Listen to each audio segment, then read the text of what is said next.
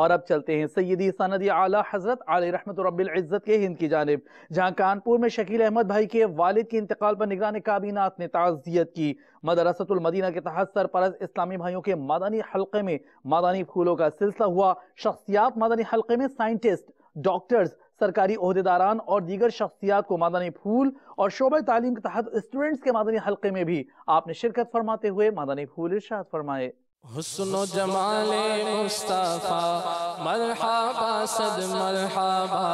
حسن و جمال مصطفیٰ مرحبا صد مرحبا، عز و جلال مصطفیٰ عز و جلال مصطفیٰ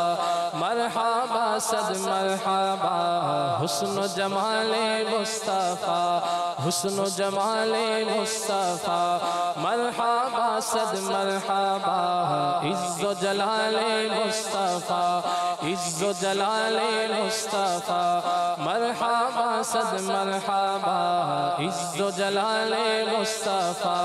مرحبا صد مرحبا، آقا کا امامہ مرحبا آقا کا امامہ مرحبا، آقا کی داڑھی مرحبا ہے پیاری پیاری مرحبا، آقا کی زلفیں مرحبا آقا کی زلفیں مرحبا، آقا کا جوبہ مرحبا آقا کی چادر مرحبا، آقا کا پسینہ مرحبا آقا کا مدینہ مرحبا،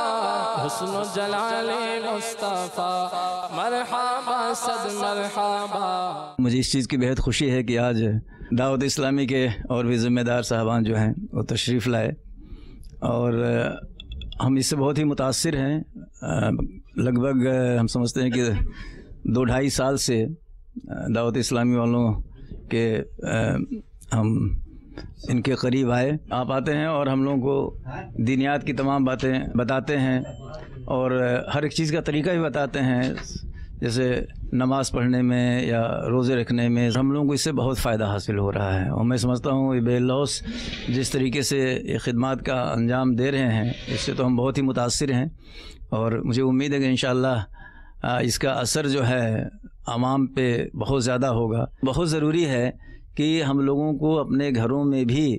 اس طریقے کی میٹنگز یا اس طریقے کی دینیات کی باتیں سننے کا موقع بچوں کو دینا چاہیے، لیڈیز کو دینا چاہیے، ان کے اوپر اس کا بہت اثر پڑتا ہے۔ دعوت اسلامی کی ٹیم جو میڈیا کے ذریعے سے، اسلامی چینل کے ذریعے سے جو اپنی بات بتاتی ہے، جو کہ اپنی اچھی باتوں کو بتاتی، کسی دوسرے کا ذکر نہیں کرتی ہے، اسلام کے ان مدوں کو بتاتی ہے، اسلام کی ان گہرائیوں کو بتاتی ہے، اسلام کے ان اچھے کاموں کو بتاتی ہے، اس کو بتانے کے لیے جو دعوت اسلامی نے اپنا بیڑا اٹھایا ہے، سچے دین کو جگانے کے لیے، نوجوان مسلمانوں کے دل میں دین کی رنگت جگانے کے لیے، اور جو ایک آج بات یہاں بتائی گئی کہ اسلامی لٹریچر، اگر اسلامی لٹریچر کو ایک نوجوان مسلمان سمجھ لے، جس سے کہ آج کے یگ میں چاہے وہ وکیل ہوں، چاہے وہ ڈاکٹر ہوں، چاہے وہ پروفیسر ہوں، چاہے وہ پترکار ہوں، ہر چھیتر کا آدمی، ہر صوبے کا آدمی، ہر ڈپارٹمنٹ کا آدمی ان سے متاثر ہوتا جا رہا ہے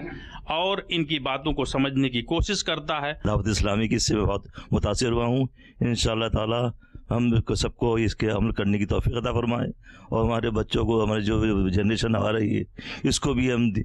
دینی تعلیم میں سب جڑ جائیں۔ آج دعوت اسلامی کے یہ جو مذاکرہ ہوا، باتیں ہوئیں، اور اس کے ذمہ دار جو لوگ آئے انہوں نے جو بتایا اس سے بہت متاثر ہوا ہوں،